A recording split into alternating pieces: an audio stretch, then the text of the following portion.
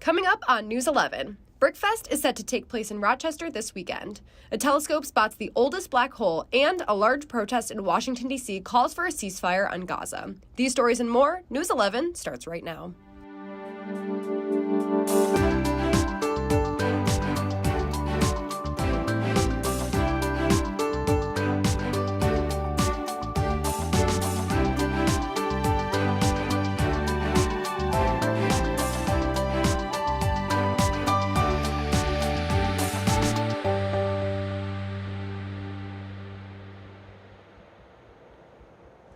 Good evening and welcome back to News 11. I'm Julia Skiba. And I'm Lily Hauer.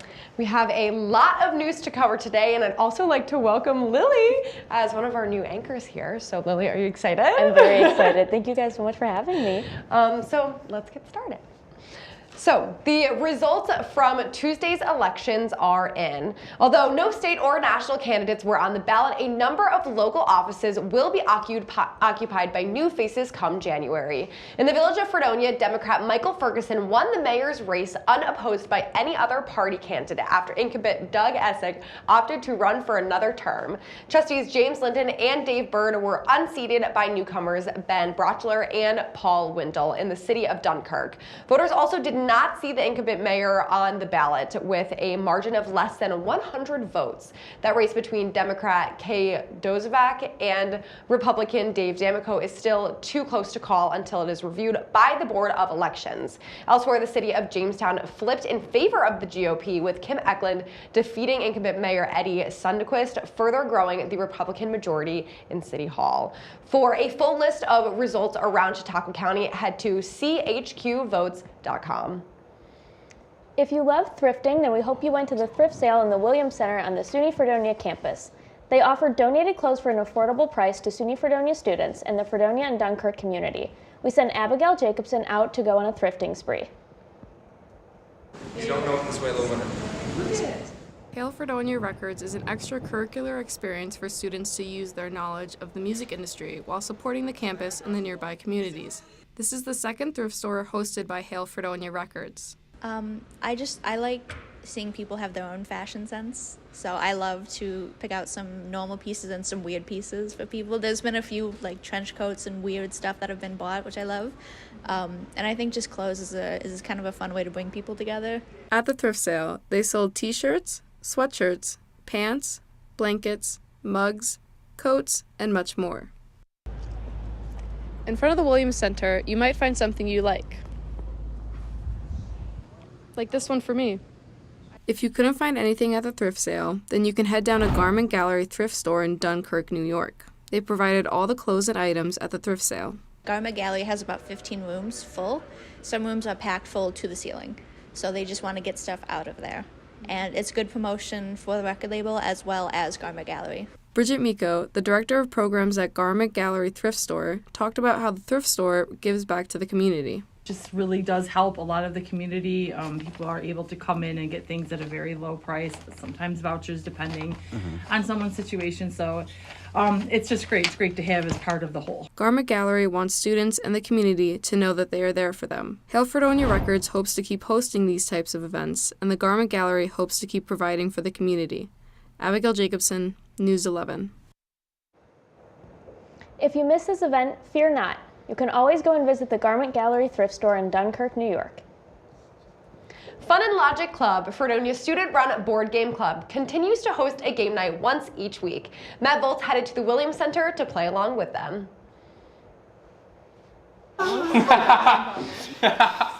On Thursday nights, Fun and Logic Club attempts to live up to their name by hosting game night in the Williams Center. Sometimes things can get pretty competitive, and game night turns into a serious deal. Despite the competitive nature of some of the games, club leaders say it all remains in good fun, although it can get a bit loud sometimes. Feels like anytime we get towards like the climax of any game, that's when the most laughs will start rolling around. That's definitely when things get really heated, you know. For some, attending game night is an opportunity to break away from the stress of everyday college life. It's really nice that we're kind of on a Thursday, so by the end of the week, when everyone's kind of exhausted from classes, I can just come here, play games with friends, and and it's a nice spot to just hang out. I'm a junior, so it's been really stressful lately, but it's been a nice thing to come here every Thursday and just kind of like relax and hang out with friends and stuff. Students who want to play games, have fun, and make friends may find exactly what they're looking for on game night. Matt Volz, News 11. For anyone interested in going to game night, it can be found in the Williams Center rooms 204 A, B, and C.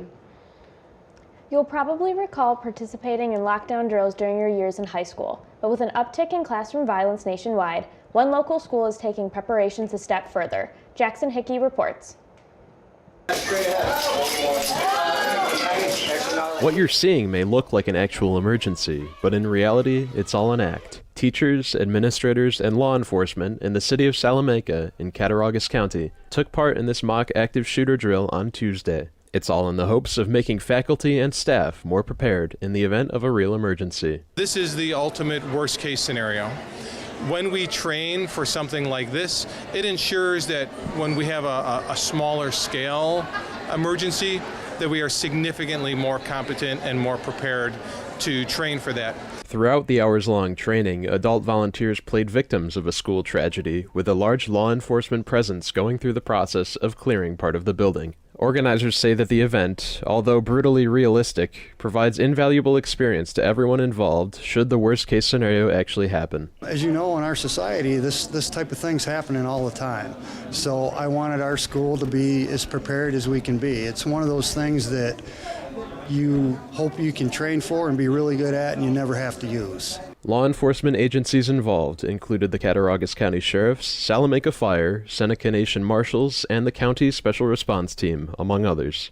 I believe that at the end of the day, they have more confidence in the district's ability to ensure their safety and the safety of our students, because we went to the extreme of working through a scenario at this high level. Administrators stressed that no students were involved in the drill, and the training was held as a means to prepare school staff and improve collaboration among law enforcement. Jackson Hickey, News 11. For more information, visit Salamanca's website at salamanca.ny.org. Governor Kathy Hochul promised healthcare workers bonus money last January of 2022, and the last of the healthcare workers at the Grand Rehabilitation and Nursing Center have finally received that money. There has been an array of reasons and causes for delays, which is why it has taken so long for many healthcare workers to receive this bonus, but it has now come to an end. The healthcare workers at the Grand Rehabilitation and Nursing Center earned anywhere from $500 to $3,000. Many are relieved to finally receive the money, and most plan to spend it on paying back to tuition or using it towards the upcoming holidays. 48-year-old Alicia Torres will spend a year in prison after stealing nearly $579,000 from Wegmans. Torres was employed at the Rochester location for nearly 27 years, and reports say that she used a system for filing customer prescriptions to fraudulently process around 350 credit card refunds. The thefts take place between 2014 and all the way up until this year. Currently, Torres is convicted of wire fraud. Of the money she stole, around $11,000 of it was done using Wegmans gift cards. In total, Torres owes $579,000. The most wonderful time of the year is upon us. Brickfest is coming to Rochester, New York this Saturday and Sunday. Families and Lego lovers alike can enjoy 2 full days of Lego-inspired activities. There will be life-size models made from tens of thousands of bricks, hands-on attractions based around assembling Legos, a giant brick pit, a Minecraft zone, and a glow zone where bricks shine under a black light, a Lego graffiti wall, mosaic gallery, floor murals, and so much more. Attendees can also put their hands to use and build their own car, which will be raced against others. Family won't be the only ones in attendance, though. Contestants from the Lego Masters TV show will also be there celebrating their love for Legos. Brickfest is happening this Saturday, November 11th, 9 a.m. to 5 p.m., and this Sunday, November 12th, 10 a.m. to 4 p.m. at the Riverside Convention Center. Tickets can be bought right on the Brickfest website. Lego is no joke, so make sure to get your tickets fast. And when we come back, a new NIH director is announced in D.C. Ohio votes on legalizing marijuana, and other national stories. We'll be right back.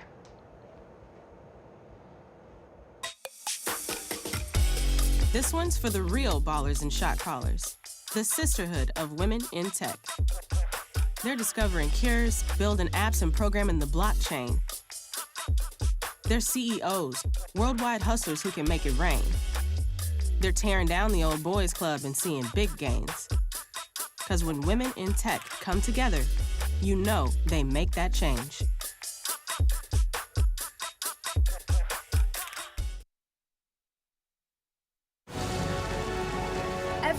Every day, millions of people are connecting. And even though we're overcoming obstacles, watching each other's backs, And banding together. we should still make an effort. We should still make an effort. To get to know each other. On a deeper level. Father. Cosplayer. Mentor. Actor. It's time we take a step forward. It's time we take a step forward. Come together. And discover How accepting our differences can make us stronger.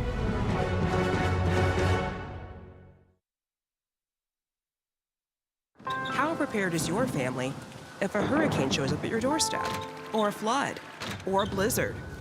You can't just turn away a natural disaster. That's why it's important to go to ready.gov/plan now. It has the tools and tips you need to make an emergency plan with your family. So if disaster comes knocking, let's go. You'll be ready to help keep your family safe. It's just a pizza. Yes. Make a plan today.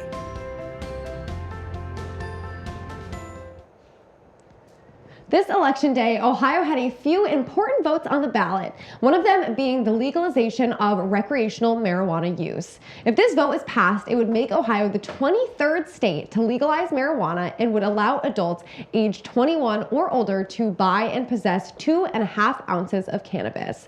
It would also allow people to grow up to 6 plants individually and no more than 12 plants in a household with multiple people over 21. Marijuana products would also be taxed at 10%, and the revenue would go towards administration costs, addiction treatment programs, municipalities with dispensaries, as well as social equity and job programs. If this law is passed, the legalization of marijuana could add about $260 million annually to the Ohio economy. Ohio Northern University conducted a poll showing that about 65% of people in Ohio are in support of the legalization of marijuana. Just this past Saturday, thousands of protesters gathered outside of the White House to call a ceasefire on Gaza. Over 500 groups from around the country gathered with over 300,000 participants.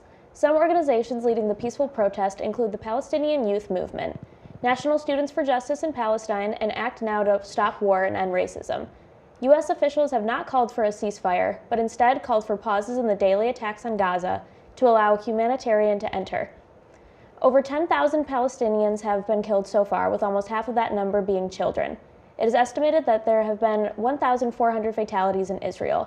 There is no food, electricity, water, and limited humanitarian aid in Gaza. This was being called to stop with thousands of people chanting, "Free Palestine." President Biden has stated that the lives on both sides matter. Activists are accusing him of not doing enough to stop the genocide happening in Gaza.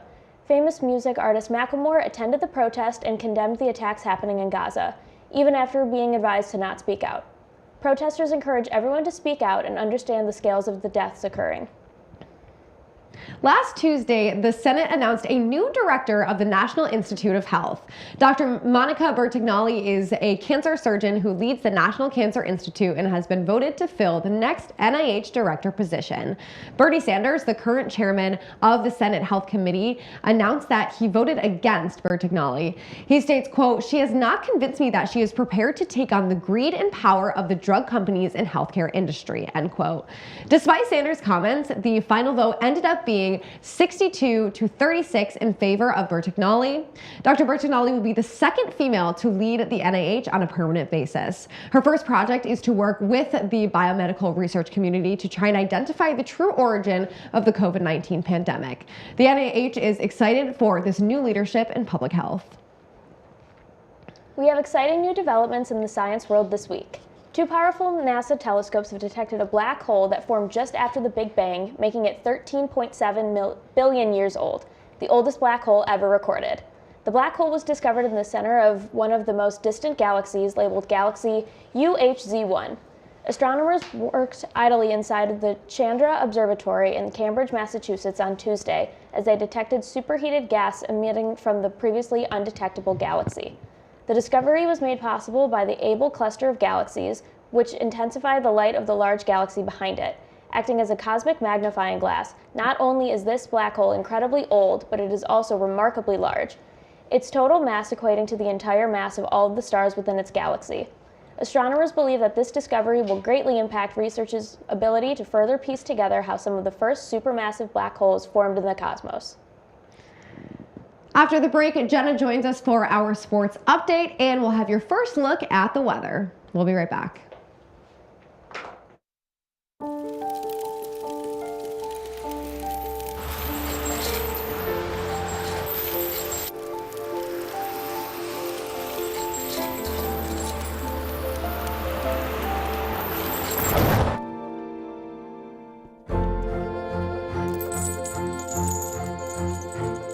Did you know dragging chains can spark a wildfire? Only you can prevent wildfires. When I was in foster care, I never knew when I would have to move, so I always had my suitcase ready to go. Then one day, I was adopted. My new parents opened their hearts and home to me. My parents cook my favorite breakfast for me every morning. My parents take me on trips I never thought I would go on. They gave me a home and an even better reason to use that suitcase. My parents aren't perfect, but they're perfect for me. Most of my family, they never graduated high school or even let alone go to college, so I'm trying to break that barrier. Every day after work, went straight to school, studied hard, and it paid off. I could not have done it alone. I see the future is really bright for me. The high school diploma is just added to the confidence, and now I feel unstoppable. Find free adult education classes near you at finishyourdiploma.org.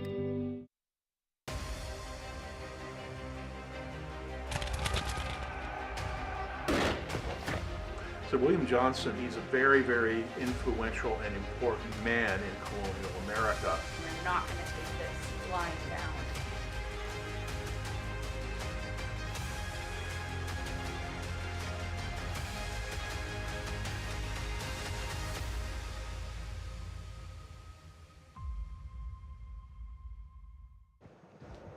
We're now joined by Jenna Polito, who will be giving us our weekly sports update. So what's going on in sports, Jenna? This weekend, the Fredonia men's ice hockey team had a 2-game trip. The team began their trip with a game in Oswego on Friday against the Lakers. The teams combined to score 3 times in the first period. Fredonia's Johnny Mandralucolo is credited with the lone goal for the Devils. After a scoreless second period, Oswego scored once more in the third, making the final score 4-1 in the Lakers' favor. On Saturday, the Blue Devils traveled to Cortland to face the Red Dragons. In the first period, Antoine St. Ange scored his first career goal to give Fredonia an early lead. Goalie Charles Anthony Barbeau made 9 saves to keep the Dragons off of the board all period. However, Cortland regrouped in the second period, making the score 3-1. Ryan Bailey scored again for the Devils on a breakaway from a 4-on-4 opportunity, but the Devils could not keep the momentum, and the game ultimately fell to Cortland 5-2. The Devils will be at home again this Friday at 7 p.m., taking on the Buffalo State Bengals. And basketball season has finally started. Yesterday, the men's basketball team began their season at home against the Allegheny College Gators, where they exploded with a 112-97 victory. This is the second most amount of points scored by Fredonia in program history, with the record being 120 points back in 2003 against Hilbert.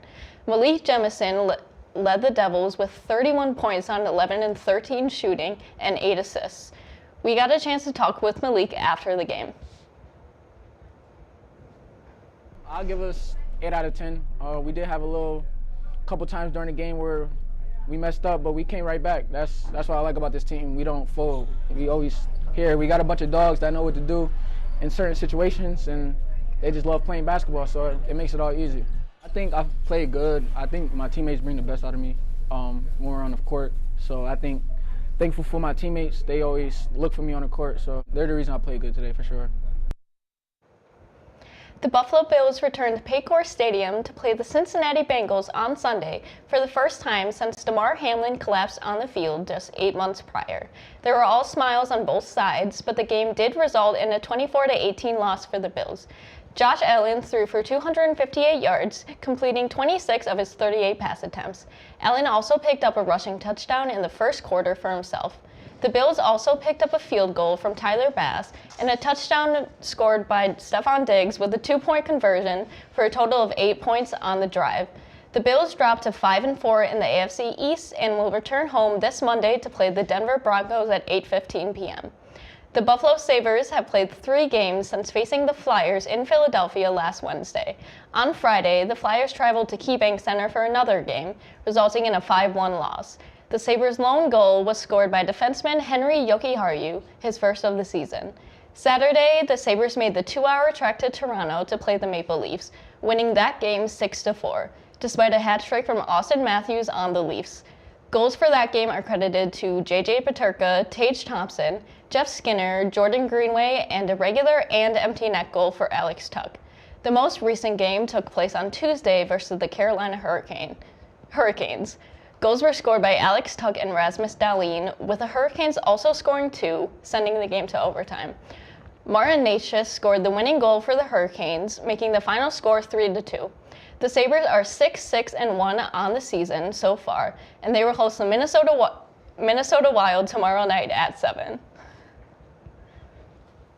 Now, we were just speaking about this a little bit before your sports update, and it has nothing to do with what we just talked about, but there is a new possible golf dome coming to Buffalo. Yes, Tell us about that a little bit. I heard about this on Step Out Buffalo, but basically there were plans to have a kind of entertainment, dining, and golf experience in Buffalo. Due to COVID, that got pushed back, and they're finally starting back up on that. So it'll be in downtown, and that'll be exciting. Yay, that's very awesome. Do we know a timeline for that? Or like, are they building right now, or is this like way in the future? I believe they're building right now, and I think it is set to maybe open by the end of 2024. Oh, that'll be really awesome. Well, thank you for our update for sports, but now I'm going to send it over to Chloe for our weekend weather forecast. What do you have for us? Thank you so much, Jules and Jenna. I hope you're all excited for some fall weather here in Fredonia, because that's exactly what we're gonna see this weekend. Today we're seeing a low of 45 degrees with today's highs reaching around 56 degrees. Fredonia was feeling especially windy today, and we saw some showers earlier this morning. Tomorrow we're gonna be feeling some more true November weather with about a high of 50 degrees and a low of 40.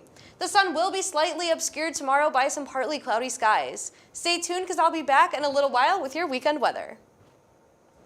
Thank you so much, Chloe. And when we come back, we are going to have your international headlines. We'll see you soon.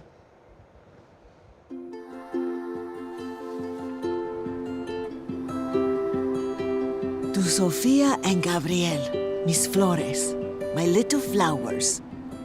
Even though these old knees can't follow on your adventure to the forest today, these flowers represent my love, so you can take me with you wherever you go, near or far. These stitches and threads join us together. Me, your mother, and both of you.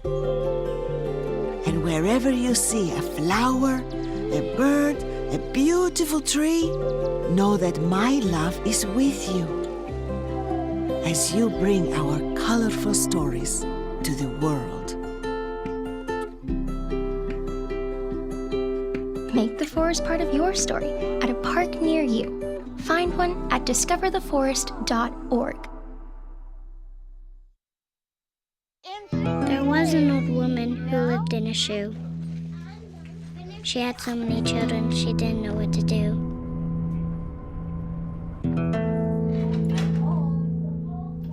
She gave them some broth without any bread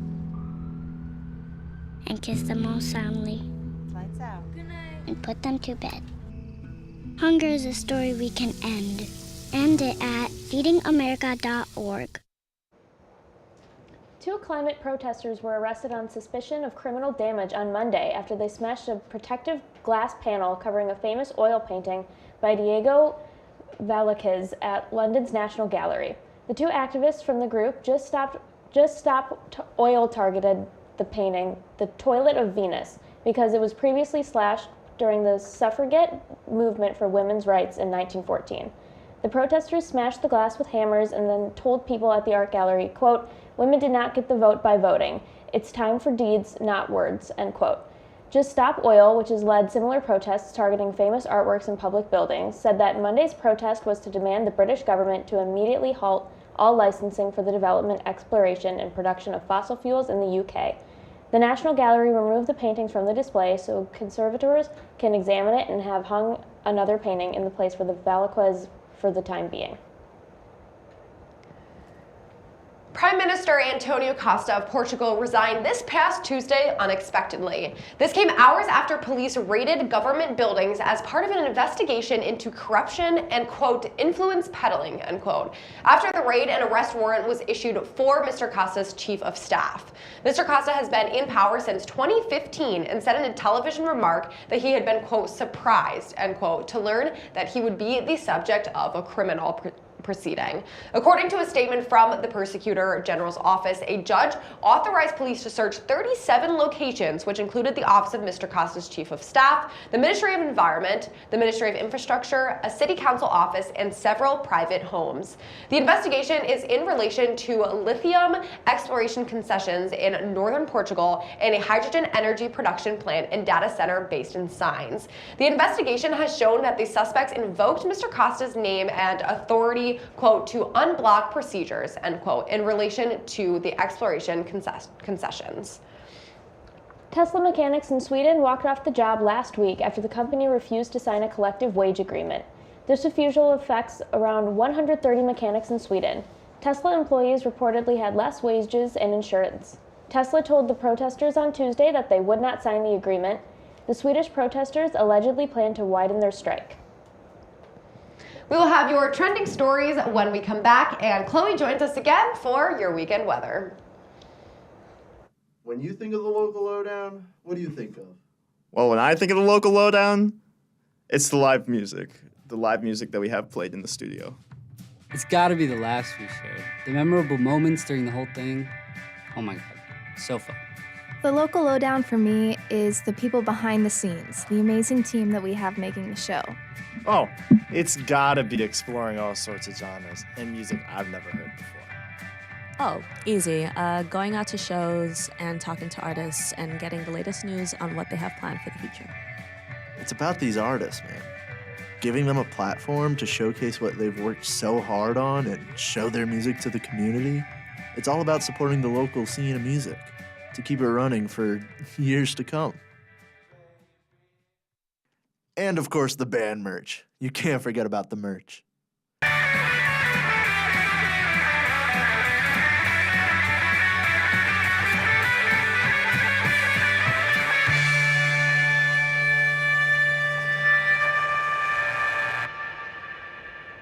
Tennis legend Serena Williams is not only known for her abilities on the court, as she has just been named 2023 Fashion Icon of the Year. Williams is the very first athlete to have ever received this award. The award was presented to Williams by Kim Kardashian herself, who is no stranger to the fashion industry. Serena Williams is known for her incredible athleticism as well as her eye-catching outfits she'd wear as she played. Serena told the Council of Fashion Designers as she accepted the award, quote, "I knew when I was a little girl that I was different, so I explored fashion and style as a way to distinguish myself. In many ways, for me, the tennis courts became my runway, and the US Open was my own New York Fashion Week," end quote. Kim Kardashian describes Serena's style as, quote, "fearless, heroic, authentic, iconic, the greatest of all time," end quote. We hope that Serena can continue to grow her love of fashion and inspire many more women through the process. Megan Fox is reflecting on an emotional event in her life. In the new book, Poetry, Pretty Boys Are Poisonous, Fox shared that she suffered a miscarriage in one poem. She writes, quote, "I close my eyes and imagine holding you tight against my chest," end quote. This happened only a little over 2 months into her pregnancy with her and her fiancé, Machine Gun Kelly's baby. In this book, Fox also shared some details about a past abusive relationship, making sure not to reveal any names. Fox made it clear that the book is not intended to expose anyone, but to send a message to other women to speak up. She said, quote, "It gives an elegant place for your pain to live. To put it into art makes it useful for other people, and you just don't suffer with it on your own," end quote. Nia DaCosta is making waves in the Marvel Universe. DaCosta's new film, The Marvels, makes the youngest Marvel director ever, as well as the first Black woman to direct as well. When asked about this, DaCosta said, quote, "Day to day, I don't really think about it, but it is really nice to finally have a Black woman directing one. It just happens to be me," end quote. The Marvel is also the first Marvel movie with all female leads and even a female villain. The film is set to come out on November 10th, making Marvel history. Now, I'm realizing right now that November 10th is tomorrow. Do you have, I know you're a Marvel fan, do you have any plans to see it?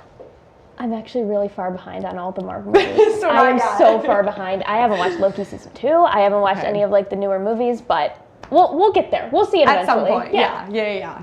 All right, well, now we are going to toss it to Chloe one more time tonight for the weekend weather. How does it look for the end of the week? Welcome back to your weekend weather. On Saturday, the temperatures are going to take a little bit of a chilly turn. Saturday's temps will reach around 44 degrees with a low of 38. You can leave your sunglasses at home as it is expected to be cloudy all day. On Sunday, temps remain around the same with a little high of 43 degrees and a low of 36. Some of Saturday's clouds are expected to depart on Sunday, leaving us with partly cloudy skies. On Monday, temperatures rise just a few degrees higher with a high of 48 and a low of 42. However, make sure you got your rain boots ready as we are expecting to have some weekend showers. That's all I've got for your weather this week, and be sure to stay warm and enjoy that fun fall vibe. Thank you so much, Chloe. And that does it for News 11. Thank you to our behind the scenes crew, and we'll be back next Thursday. And of course, thank you to everyone watching at home. Have a great night.